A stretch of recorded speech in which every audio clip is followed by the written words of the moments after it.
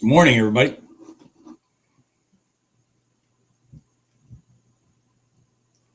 So let's see here. Are we live yet? Are we live yet? I don't see us being live yet.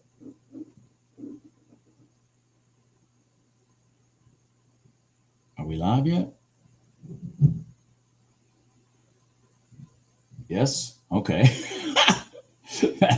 It's not showing up on my computer. What the fuck? Come on. Jesus.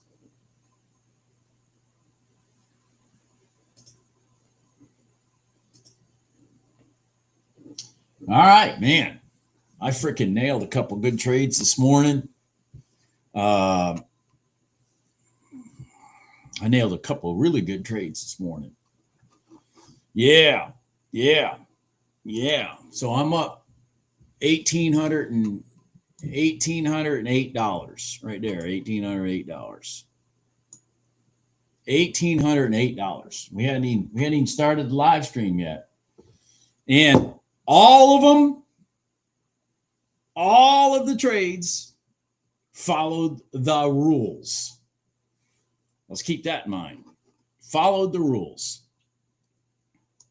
So first one, no sound. Can anybody hear me? Can you guys not hear me?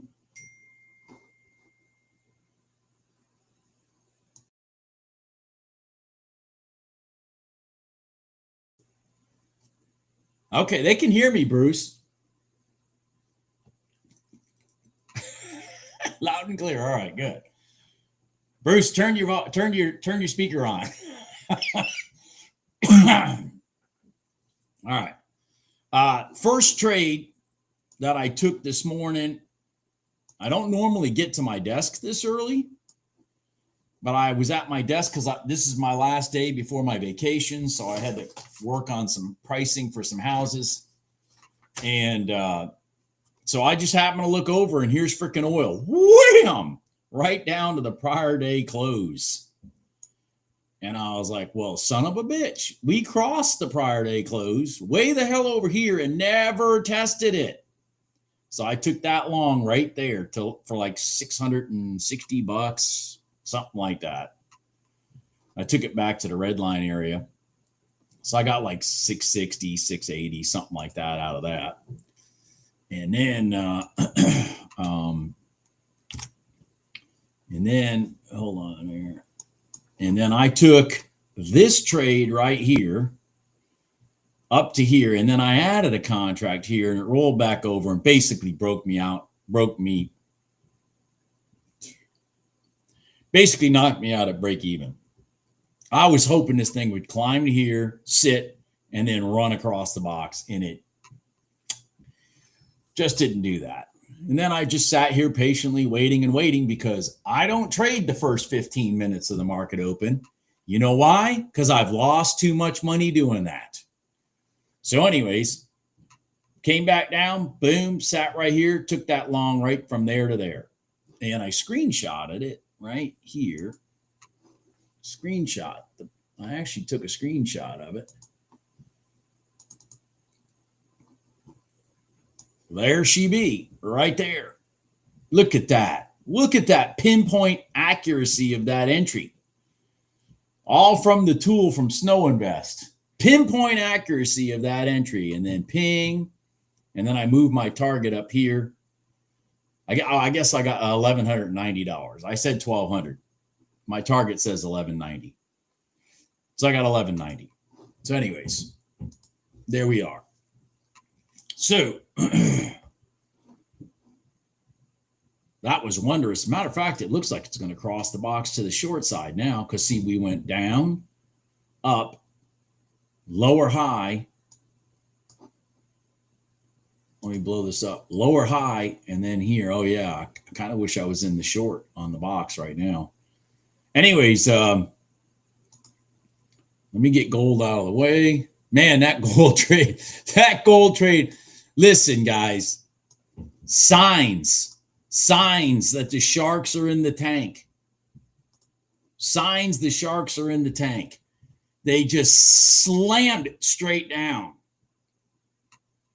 to our support line and then slammed it straight up. That's all sharks. That's all sharks, man. That's what I look for. When do the sharks enter the tank?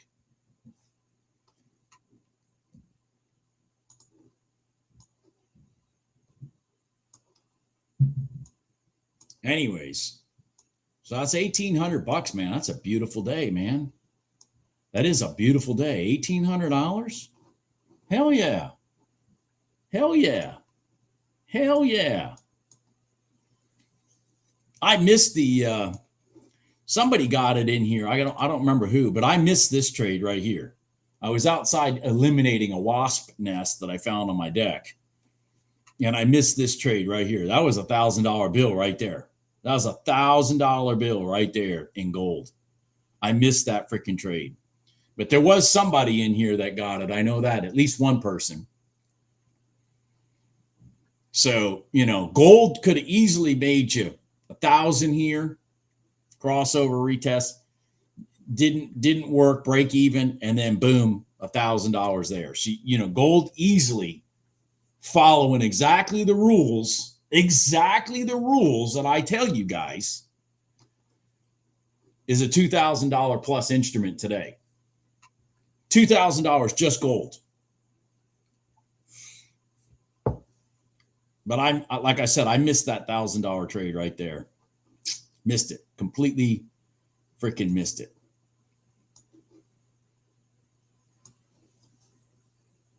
Thank you, JP.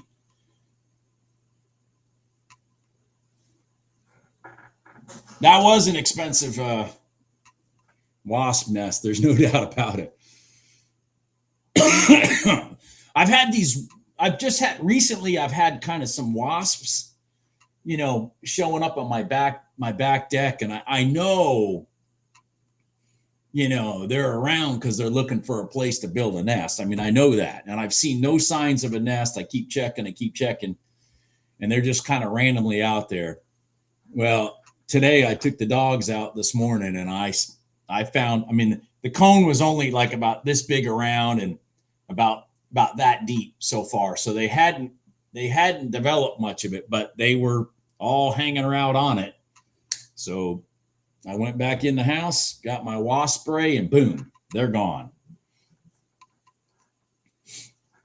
I don't need them out there eating up my dogs. Now, see, this thing ended up going right to the, oh, sorry. I'm sorry. This thing ended up going, see, it did down, up, got a lower high and went straight to the mid band.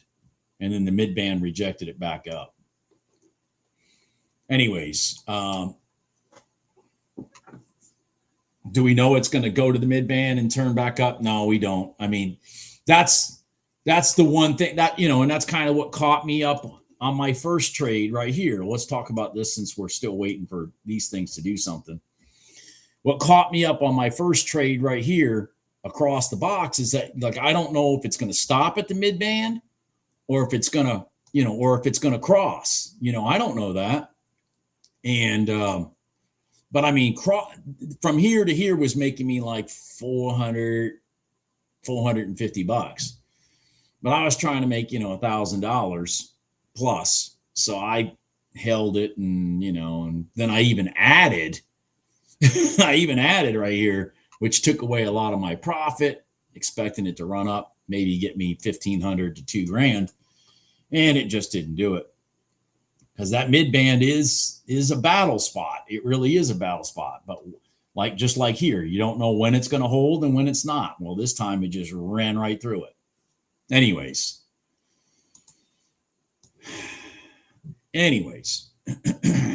So let's see what's going on here. Ooh. Is this the NQ? So it looks like we got a little bit of space at the bottom of the box. And we might be looking for a long here across the box. Man, shoot. I don't like where the ES is because it's just in space. This is probably going to work.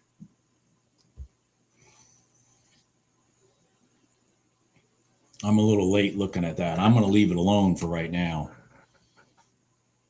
It looks like it's going to roll up, though. Damn it. Damn it, damn it, damn it, damn it, damn it, damn it, damn it.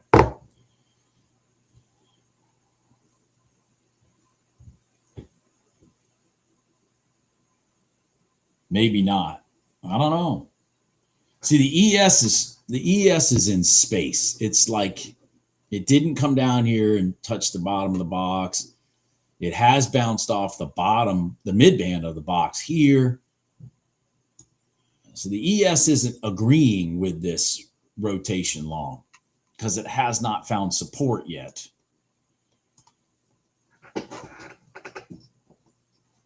Man, guys, yesterday afternoon, woo-hoo-wee, woo-hoo-wee, your boy right here was printing some money.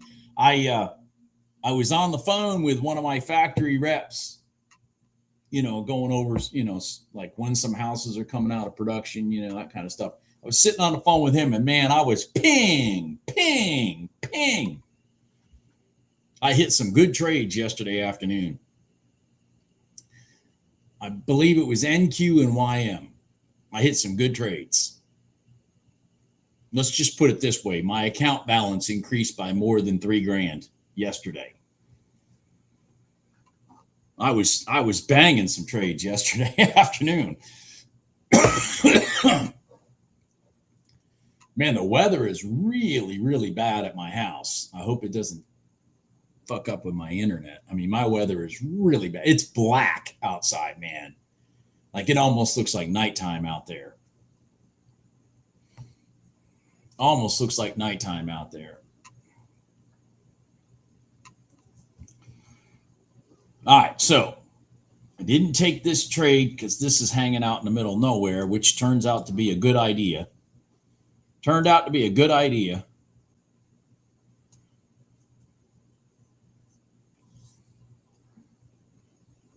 Yeah, there's storms, man. It's lightning and shit, It's pretty damn bad. I had my grass cut yesterday because of it. I knew today was going to be a bad day.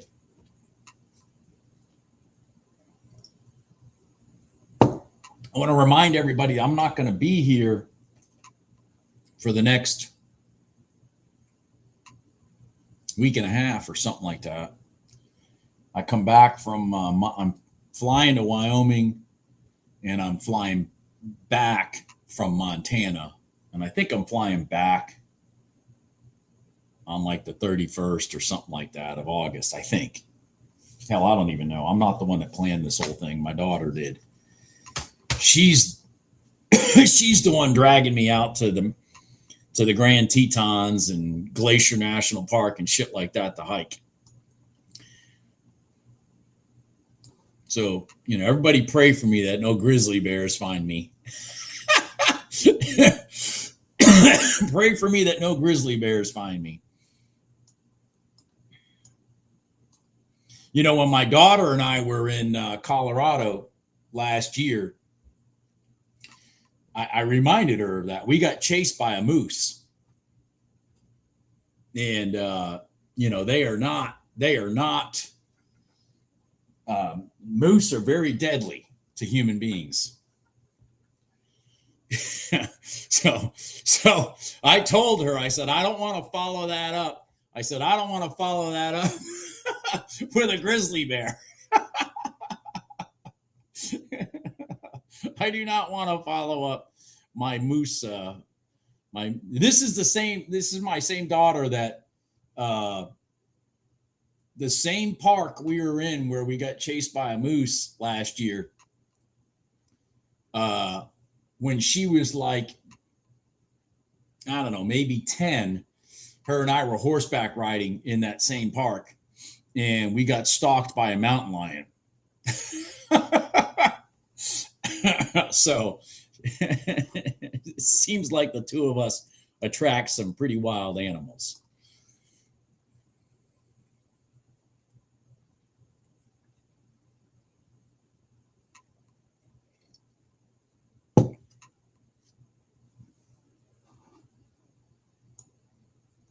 Yeah, this is going to be fun. I've never been to I've never been to yeah, Bullwinkle. Yeah, Bullwinkle was not very happy with me. Bullwinkle.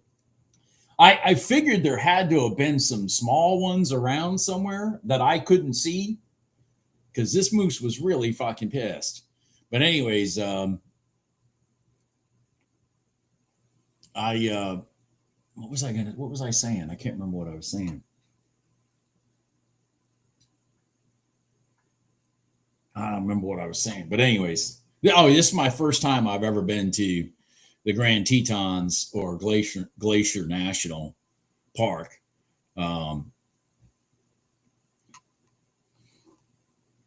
so this will be good. This will be exciting. This will definitely be exciting. Looks like we got a potential short off the bottom of the box in the ES. I'm gonna go for it. I'm gonna go for it because the NQ is looking to roll over also off the 1 minute gold line potentially here.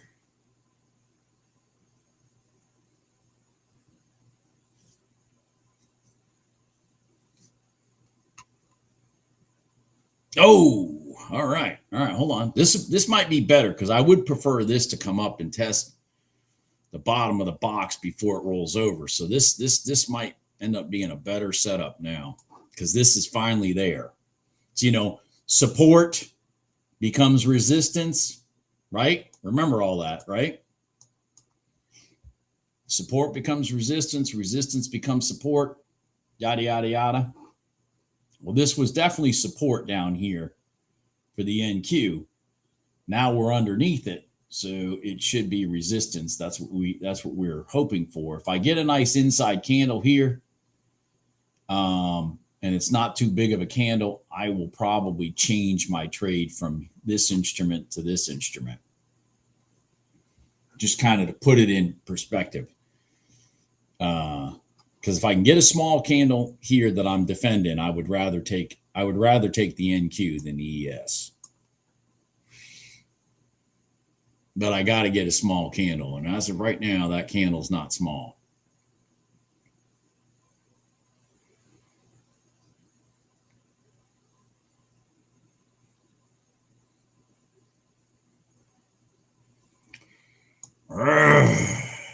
Shit.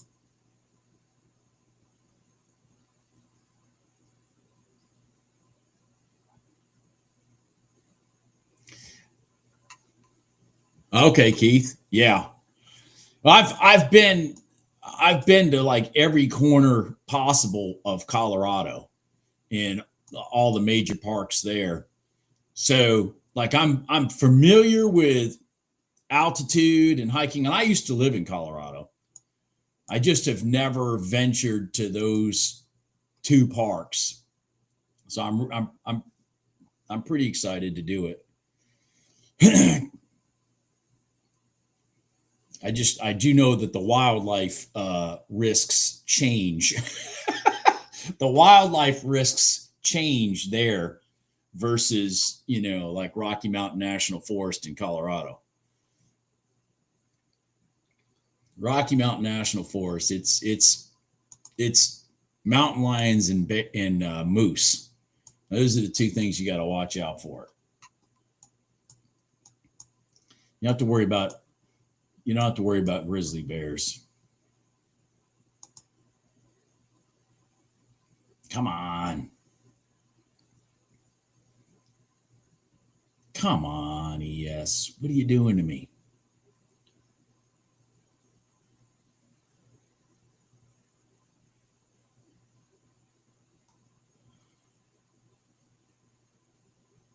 On my 16th birthday, when I was growing up, I hiked in over on the western side of Colorado, outside of Greeley, and on this, and we went up above the tree line for a week, and I woke up the morning of the 5th of July. I think it was the 5th of July. We were just carrying our sleeping bags, sleeping outside. Cause we were carrying packs with all our food, and we were hiking, 12,000 plus feet above sea level. And I woke up, I think it was the 5th of July, 1978. Was it 1978? No, it was 1982. I woke up with a foot of snow on top of me. A foot of snow on top of me.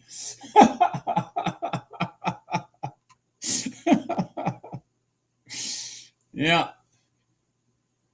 So it snowed the night of the 4th of July.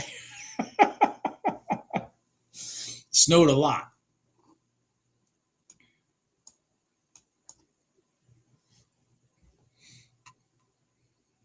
Yeah, that's a nice area out that way, David.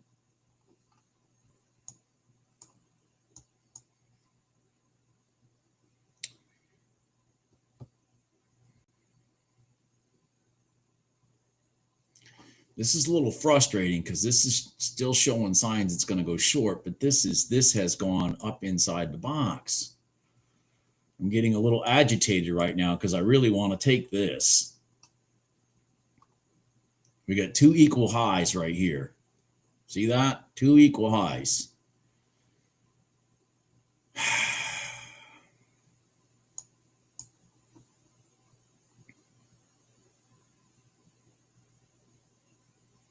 God dang it. There's the thunder. Oof.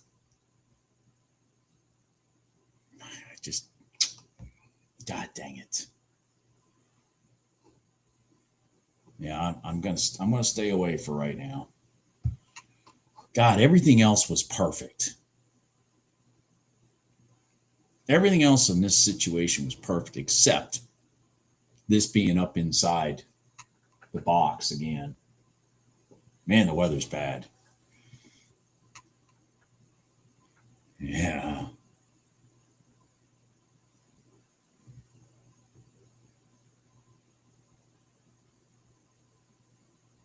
Yeah, David. Yeah. Yeah. Well, I moved to Winston-Salem in the early 90s, and they were still fluffing tobacco leaves here and turning them into cigarettes. And man, I'm telling you what, you could smell that stuff for miles. We used to say the same thing. Well, it smells like money. You smell that tobacco being dusted and fluffed and then turned into cigarettes. This freaking trade ended up working right here. God dang it. Ended up working. I should have trusted it. I should have said the hell with this. I mean, everything about it was good. Came right up to here, rolled down, came back up here to the same level, so not higher, and then created this candle. That was a good setup.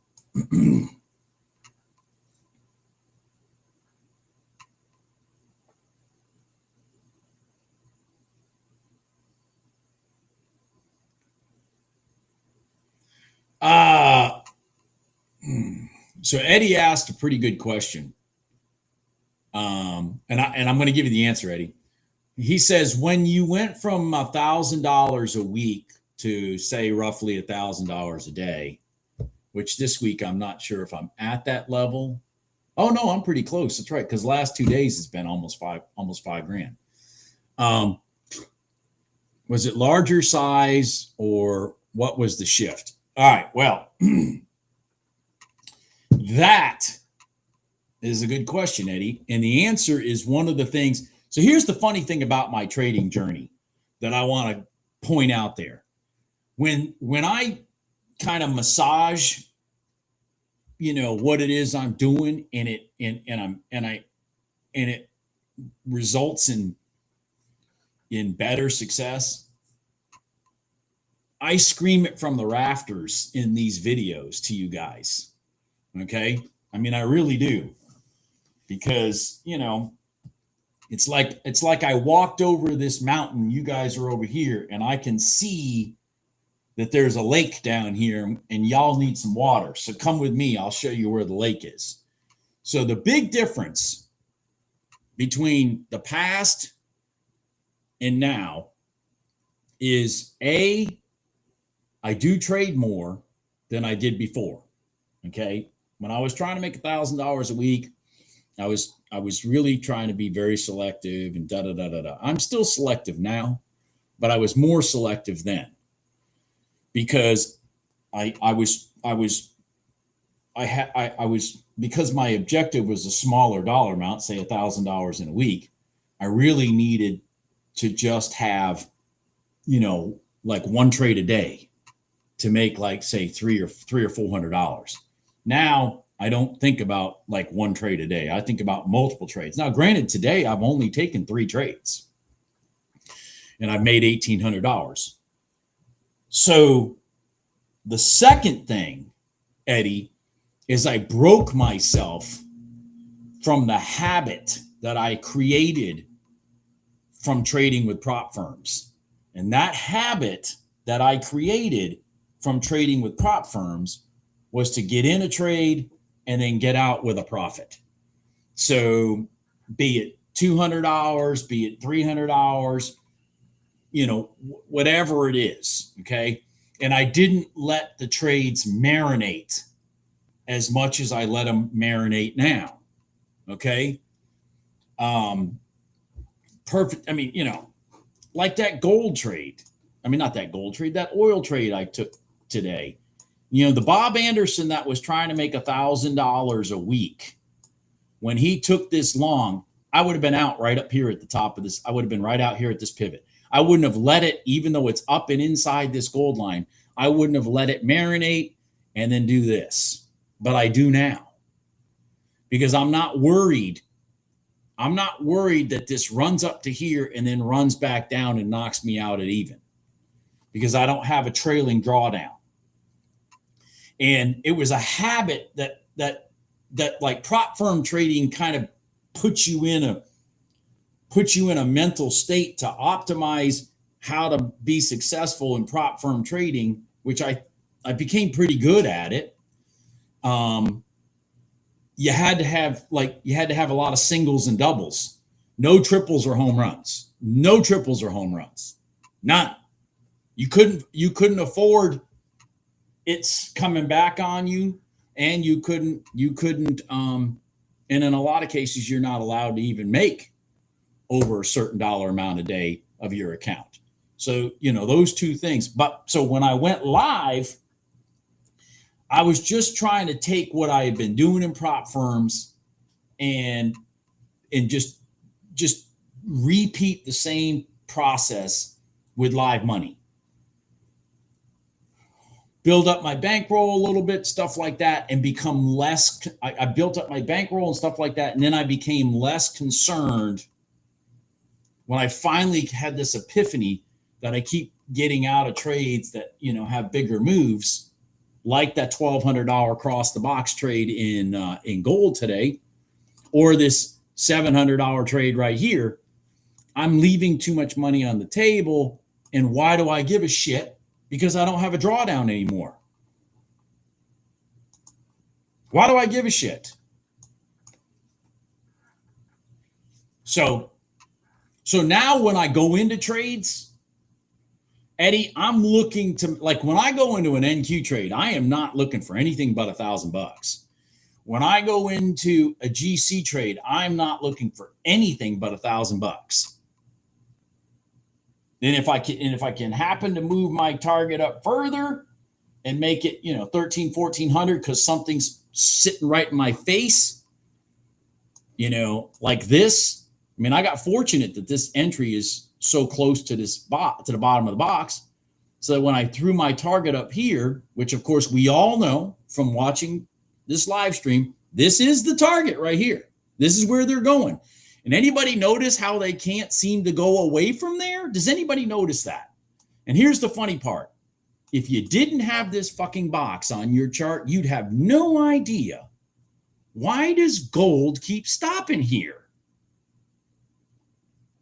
But anyways, so instead of just getting $1,000, I put it up it turned out to be $1,190 because that's where they were going.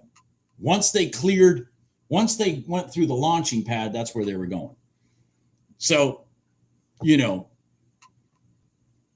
does that mean I'm degrading prop firms? No, not at all.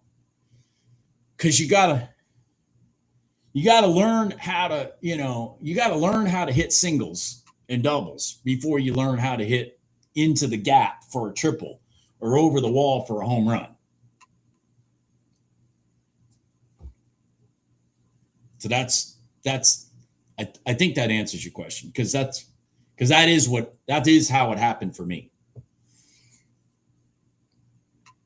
So, like, for example, if I took this NQ trade right here, this from here to here is more than $1,000. I would at least have my target here. But when I was prop firm trading, hell no. I'd probably be looking for this pivot high right here. Okay? Because I can't afford it to get to that pivot and roll back. And that pivot may have been like, $300. Okay, well, shit, if I get $300, I'm excited. Now, the funny part is about all that, Eddie, is it's the benefit for changing what I make my targets. The benefit is I'm not concerned if my stop loss is not $200, but it needs to be $300 to defend this pivot. I'm not concerned that price comes back and knocks me out and I do lose $300. Like, I'm not concerned, because I'm going to be right just as many times as I'm going to be wrong. And when I'm right, instead of trying to get, say, $400 with a $200 loss, I'm now trying to get $1,200 with a potential $300 loss. And that just makes it so much easier for me to even put myself into trades.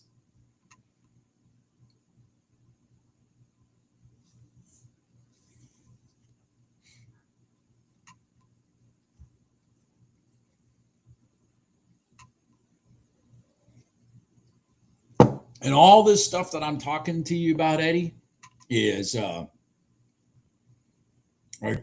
literally the observations I personally have had as I've gone through this transition of, not trading with prop firms anymore.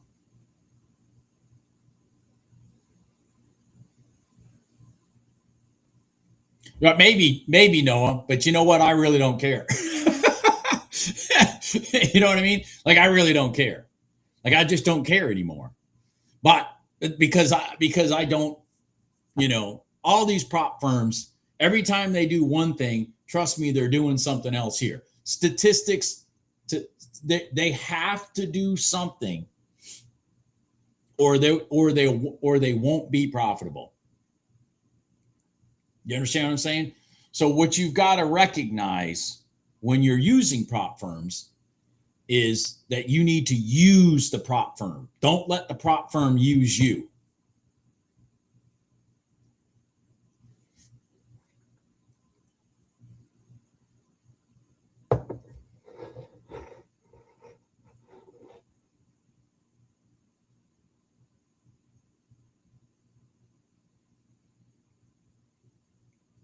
Man, this is just sloppy.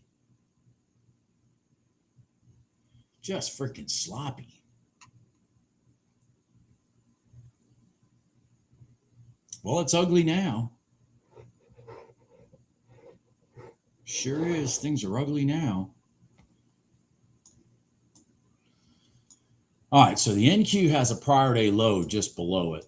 So I'm going to kind of pay attention to that.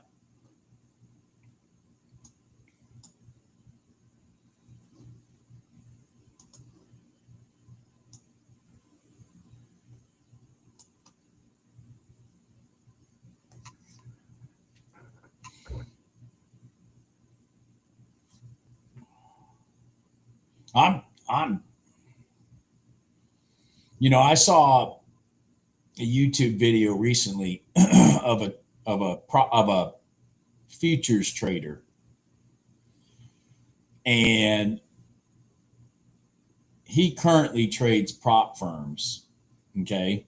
But he's been a futures trader for a long, long, long time. Probably longer than myself. And I had a big gap in my years. So I had a big gap in my years. I wasn't a prop firm trader. I mean, I wasn't a futures trader for as many years as there is that I've been involved and then not been involved, whatever. But anyways, but he is consistently trading futures. And he was talking about how, back in the day, i.e., back like when I was trading,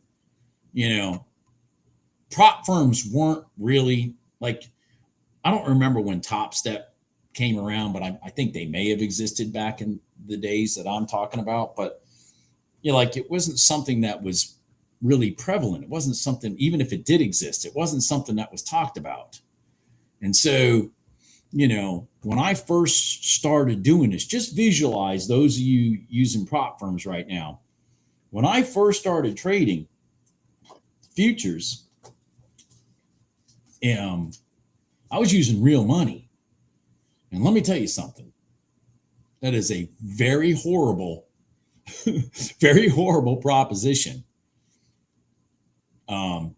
Think about how many evals you guys have blown up. Think about how many PAs you guys are blown up, whatever the terms are for the prop firms that you use.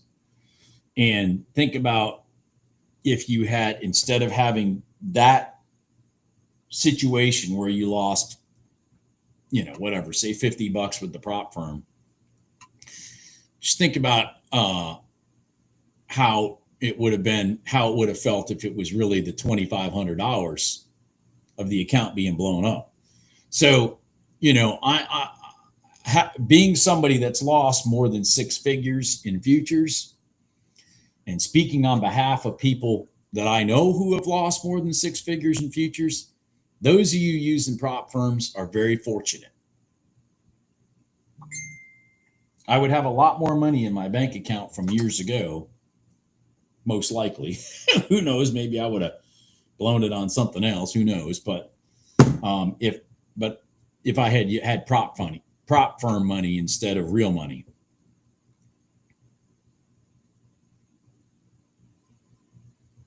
Oh, so you've had that issue too, Keith? I mean, I can't stress enough to those of you that are new. And when I say new to trading, I mean, last 4 or 5 years, whatever, especially when the prop firms have gotten really hot and heavy. For those of you that are new, I cannot stress to you how fortunate you are to be able to have Ninja on your charts, on your screen, because you gave Apex $30.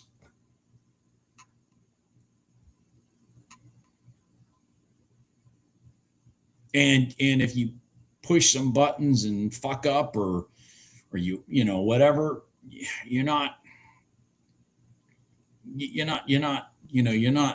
fucking up shit that will impact you a lot longer in life. You know what I mean? So you are very, very fortunate. It is a lot easier way for you to either figure out, are you going to be one of the 3% or whatever the real number is of those that become profitable in futures trading, or are you going to be the other 97% that that lose money?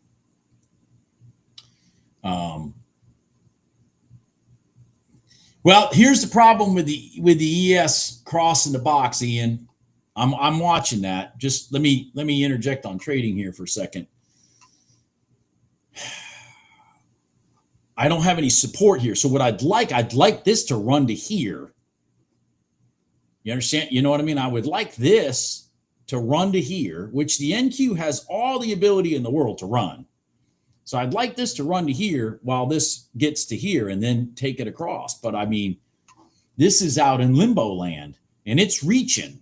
You can see it's reaching. It's got no place to go other than here, the NQ. And see, this already dragged down. So I don't want to take that ES long, is my point, while the NQ is still rolling over.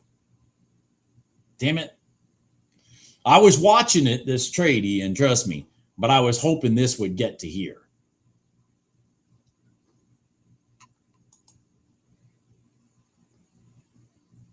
First. Bob, that's true, Bob, because back whenever we started, you had the pony up the money to get back in the game. Yeah, you had to pony up the money.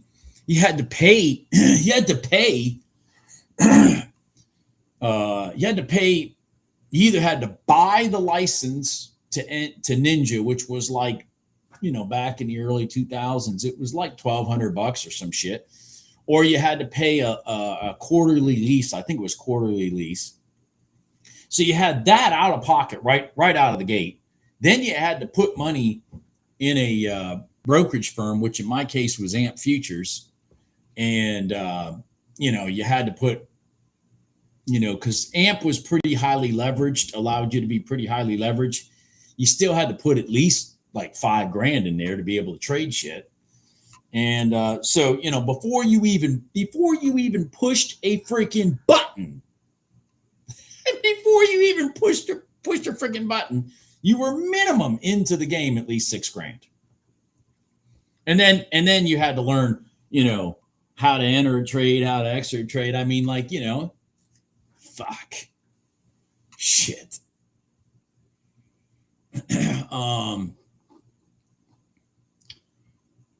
What gave you the discipline you have, though?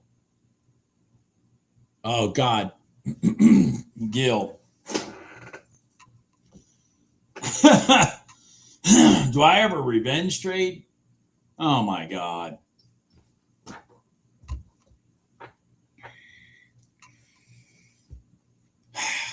So, revenge trading, Gil. Here's one of the problems, and I talked about this in the past. So I'm going to, just kind of talk about it now. So one of the really bad things that was happening to me, prop firm trading, was the ease by which I would revenge trade. The ease by which I would revenge trade. Because, oh yeah, data fees, exactly, Kevin. Because I would revenge trade because I went through a period with these prop firms, Gil, where who gives a shit about freaking $30? I've got my time tied up in this. Let me get my fucking money back. You understand what I'm saying? So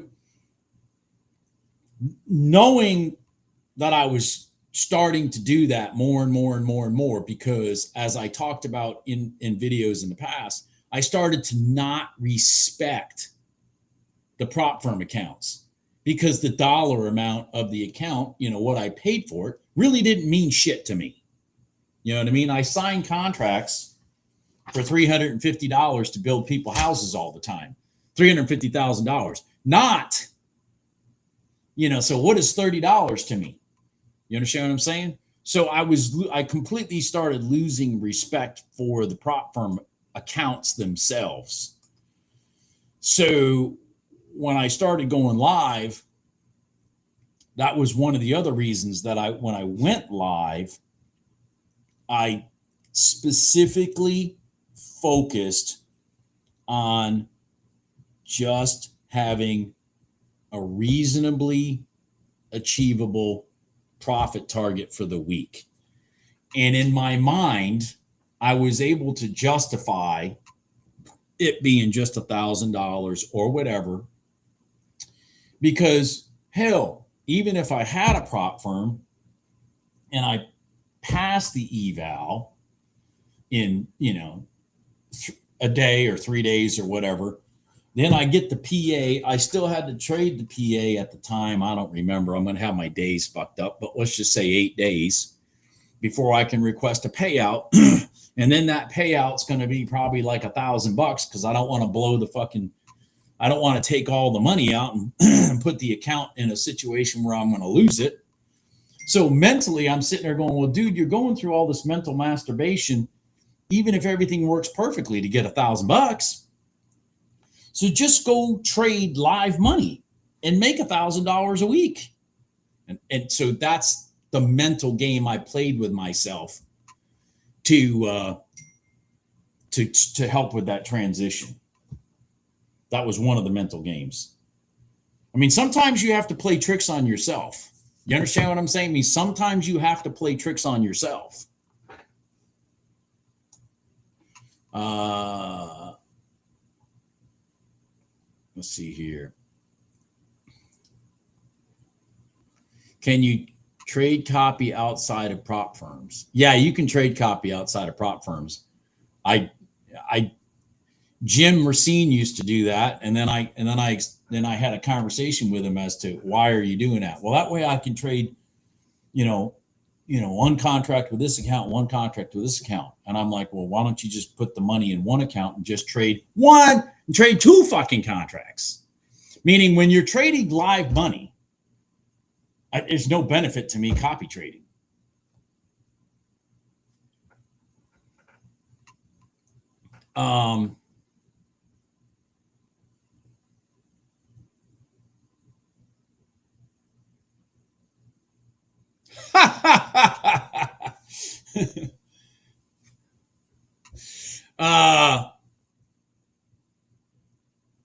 JP, that's a good JP.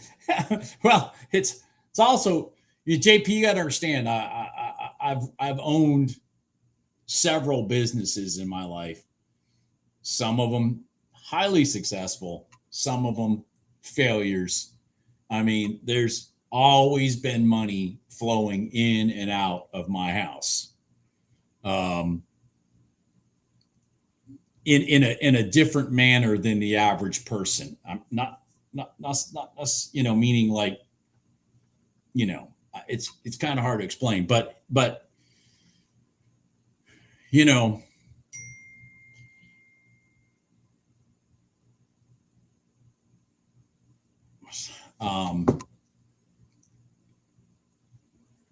if I'm making any sense, it's a little different because I didn't have a 9-to-5 that I got paid. I don't know. Let's just say I got paid, $4,000 a month, and I had to explain how $4,000 disappeared. You know what I mean? Like even with my own business right now, I only pay myself once a year. Once a year on December 30th, I reconcile everything and then I pay myself. So for a whole fucking year, I'm just living off my personal checking account. And then at the end of the year, I write myself a check out of my S corp for, whatever, $200,000 or whatever. I mean, it's like, I don't live a normal life.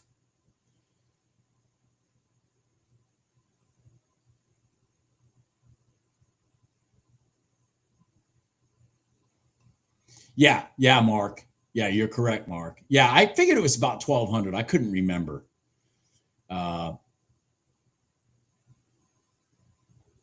See you later, Bruce. Sorry, I didn't say goodbye to Bruce before he left.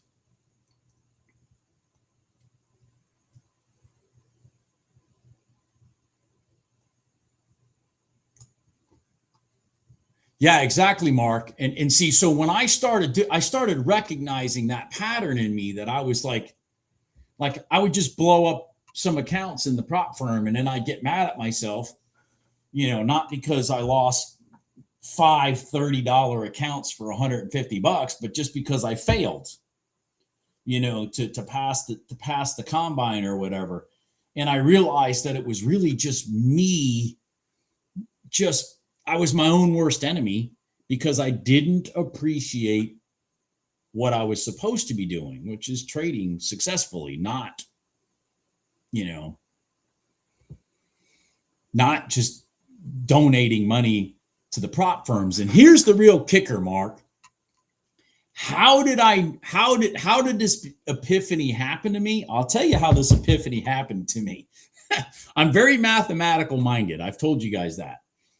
So I would sit there after like, a month of just fucking up prop firm accounts, let's just say, and I would say, shit, I'm in these prop firms for let's just say $600. I don't know. I'm making up a number, but I would mentally know this in my head.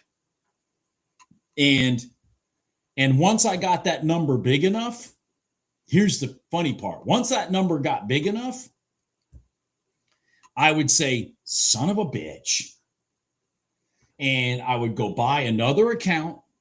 And then I would force myself to remain disciplined to get through passing and then to get funded. And then when I got funded, I would get my money back that I was into the prop firm, if that makes sense. And then I would go, and then I would fall back into the same habits again. So like if I sat there and focused, I would go through the gauntlet and I'd get paid. And then I'd get my money back so I wouldn't be pissed off. But I had to focus. And I realized this was just a bad pattern. I was in a bad pattern.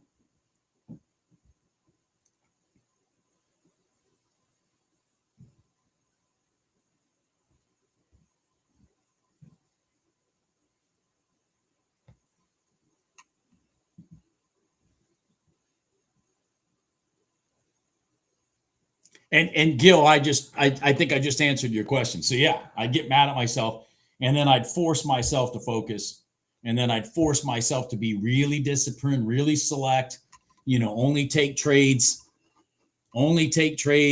literally like this. Look at this beautiful trade. Look at this beautiful trade in oil. Ping down, didn't get to the overnight open. Right here. Here's crossover, retest, bam. And I shut it down and then take that money and then do the same thing the next day and then walk through the gauntlet of passing my eval and my PA and getting funded. Because I can do that. It's just boring.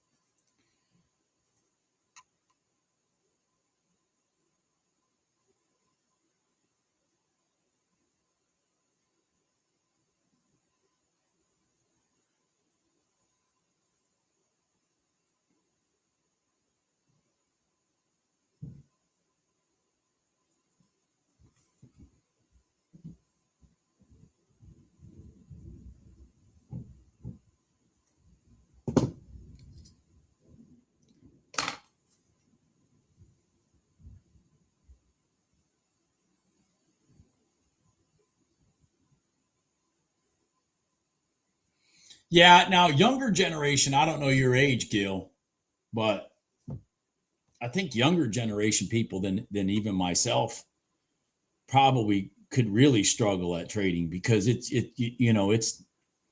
not a video game. I've said that to people many times in here. This is not a fucking video game. If you want to play video games, be a lot less expensive for you to just go play video games. Don't be doing this. If you're just going to push buttons like a retarded chimp, then you need to just go play Call of Duty online and leave this alone.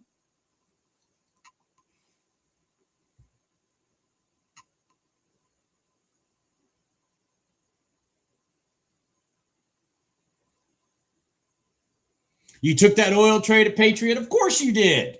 Of course you took that trade, Patriot. Good for you. Of course you took that trade.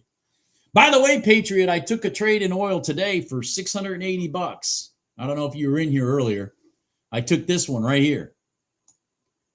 Right there, my friend. That one right there from here to here. I was like, oh, Patriot be proud of me. Patriot would be proud of me. He'd be proud of me. All right, hold on here. Now we got some real potential right here, folks. Hold on. We do have potential. Look at gold right at the top of the box. Right at the big run up, big deliberate run down. Oh, come on. Don't make the candle too freaking big. What are you guys doing here?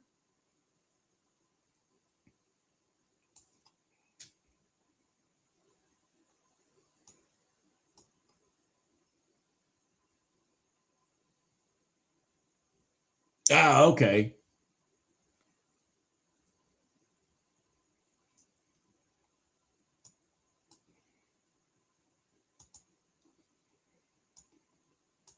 Damn it.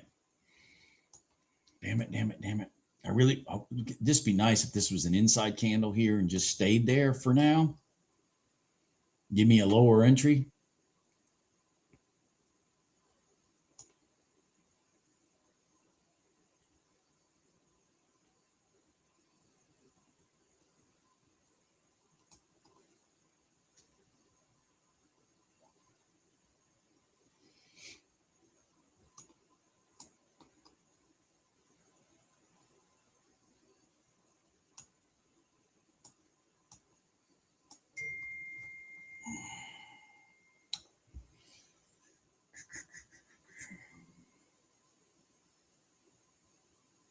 Huh.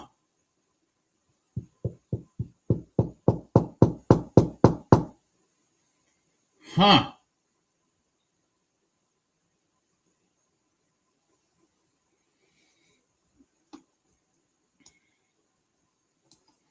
I did this earlier here on this trade that I took for $1,200.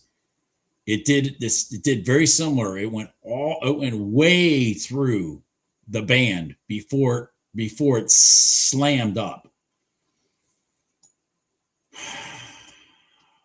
I just don't know if it's going to do that here. I don't like how far it is down here. Trust me.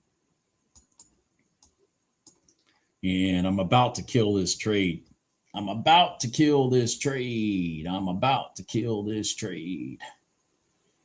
Because we are now inside the box. And yep, I'm done. No trade for me. At least it didn't trigger me in. See, that's the nice part. It didn't trigger me in and then roll over on me.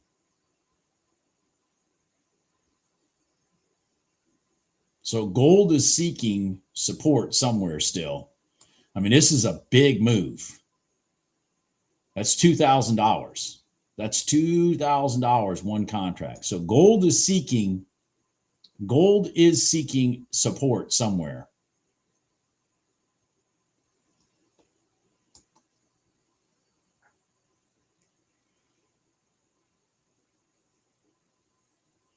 Whoa. All right, gold. Holy hichiki. My phone just keeps going on and on and on. What the hell?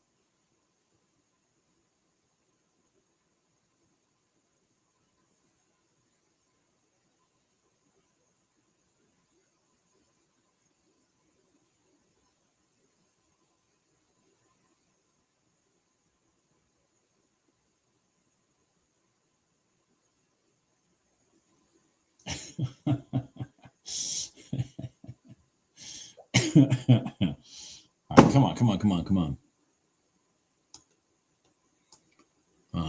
I might have a mid band set up here. Oh shit. I might have a mid band set up here.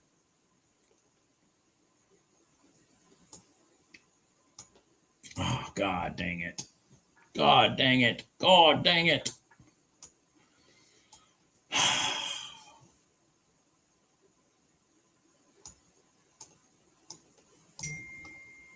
Stop texting me.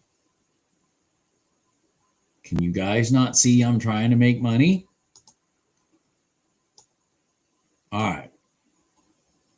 All right, come on. Slingshot. Come on. Come on, gold. Slingshot. It went through the bottom of this inside candle. Now run. Now run long. Come on. Come on. Ah! Man. Shit. Shit.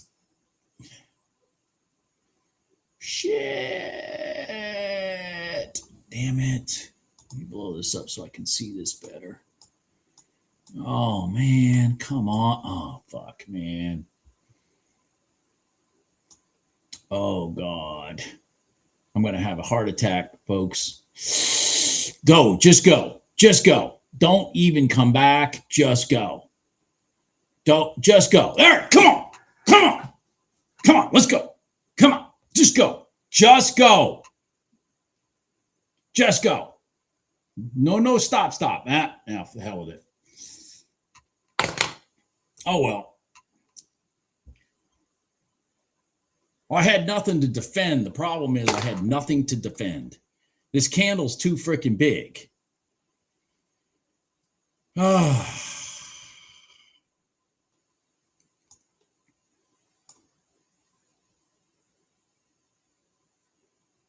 Oh, you're going to run up now, aren't you? You're going to run up now, aren't you?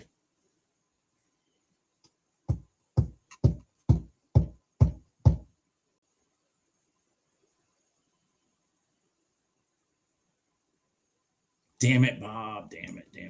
There it goes.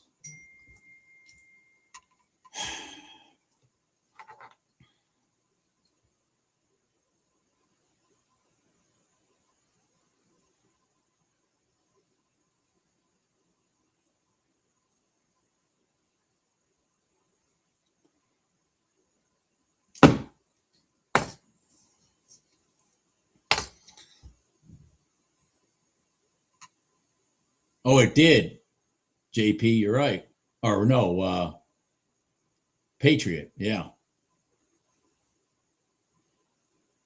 That's kind of what I was hoping gold would do right here, Patriot. The same thing.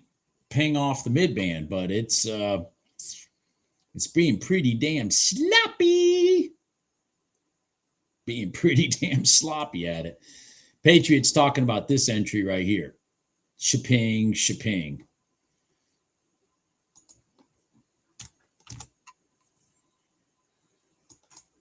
Of course, Patriot 90 plus percent of the time is just staring at oil.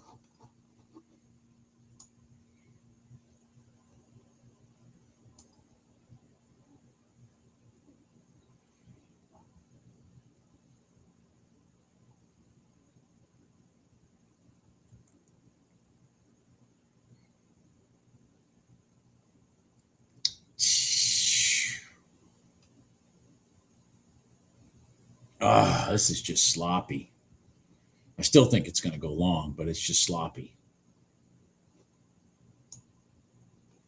Yep, there it goes. I mean, but look at this. Look at this swing back right here. Just sloppy. Just sloppy. But key thing, again, to show people, key thing, I'm looking for that. A sequence of candles that shows you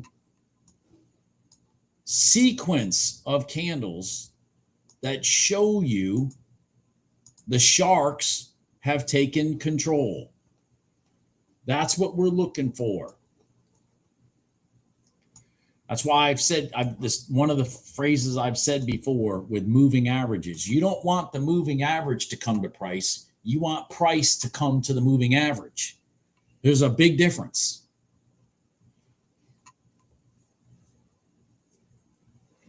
When price comes to the moving average, or when price comes to your static lines, that's the hint that the sharks are in the tank and they're manipulating the price to get the amateurs leaning the wrong way and then steal their money, which is exactly what they did right here, for example, in oil. They just ran it up and then stole all the people's money that are like, oh my God, oil's going, oh my God. Oh, wait, oh no, oh, there goes my money. That's exactly what they're doing.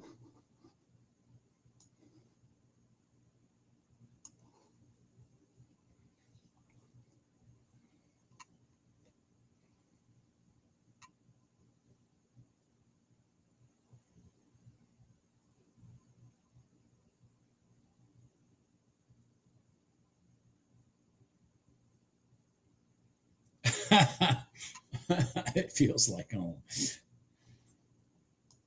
I used to trade oil all the time, Patriot. I've told you that story.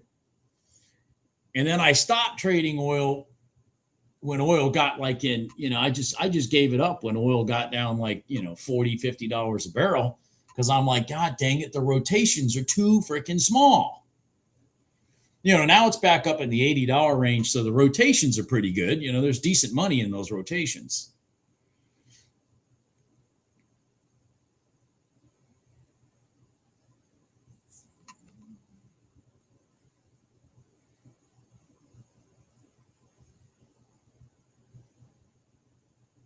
They were talking about Contender on the news. I'm telling you, man. They were talking about Contender on the news. You got to love Contender. He's a star, man. He is a star. He swings by North Carolina twice a year to visit me.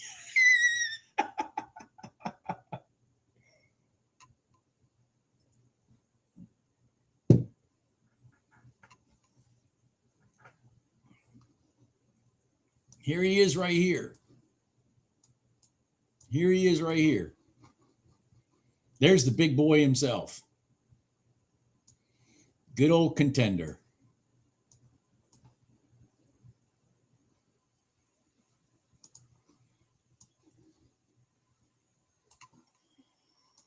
Good old Contender. He is a beast.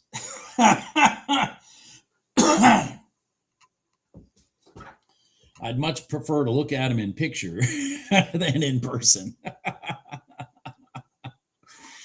Much rather look at him in picture than in person. He's a beautiful animal, though. Beautiful animal.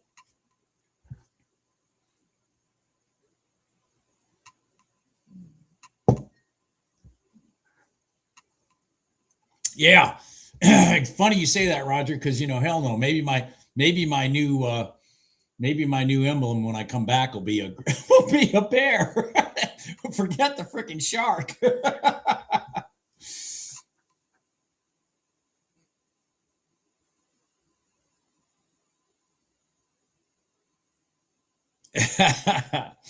Yeah, I don't blame you on that one, Bruce. Trader Joe. And by the way, Trader Joe, today is my last day of the month of September for me to trade. Month of August. I won't be back until September. I'm going off on vacation. I leave tomorrow. So yeah, no more August trading for me. And I even though I made money this year trading in August, it was, it wasn't really an enjoyable couple weeks of trading. I can tell you that. Because just stupid shit. The damn market just goes to sleep, man. Just stupid shit. But anyways, so guys, I'm going to shut this down. I am going to shut this down. I think my total was whatever the hell it was. I'm at $1,621 for the day. $1,621.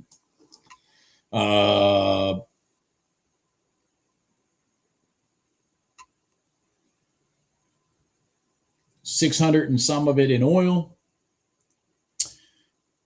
1,200 in gold, and then I had a loss in something. Was it the ES? I had a loss in something. Yeah, I think it was the ES. So yeah, 1621, and I will be done. I'm not, even when I shut the live stream down, I'm not trading anymore today. I've got a lot of work to do so I can leave comfortably without feeling like I'm got customers hanging in the woods. So anyways, everybody have a good next couple days. Don't give your money to the market, and don't give your money to the prop firms. Be takers, not givers. You know what I'm saying? Be takers, not givers. It's okay to be selfish in that respect. Be takers, not givers. In real life, be a giver, not a taker. Okay? That's part of the reason this channel even exists. I'm trying to be a giver, not a taker. Everybody have a good day. Good luck. And I will see you guys when September comes around, and we should have a good month. We really should. I mean, what's going on right now is a sign of what's going to happen coming up. We're going to have a good month. Talk to you guys later. Bye.